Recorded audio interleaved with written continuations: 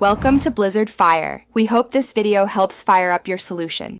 In this video, I will explain how to make a poster on sustainable development. First, it is crucial to clearly define your specific sustainable development goal. Next, understand your target audience so you can tailor your message for maximum impact. Finally, gather compelling facts and statistics. These will provide strong evidence for your poster's message, making it both informative and persuasive. This foundational work ensures your poster starts with a clear purpose and strong backing. Now, let's focus on your poster's content and visual impact. Use concise headlines and keep your text minimal, aiming for perhaps 25 to 30 words per section, ensuring easy readability from a distance. Incorporate high-quality images, infographics, or charts that visually represent your data. Crucially, ensure all visuals directly enhance your core message, making complex information accessible and engaging for your audience. A strong visual story is key.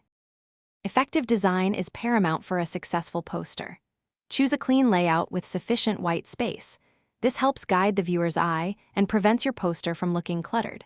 Select a color palette that reflects sustainability themes, perhaps using shades of green, blue, and earthy tones. Maintain consistent fonts and sizes throughout your poster for a professional and cohesive appearance. Aim for no more than 2 or 3 different fonts for optimal clarity. Finally, your poster needs an impactful call to action.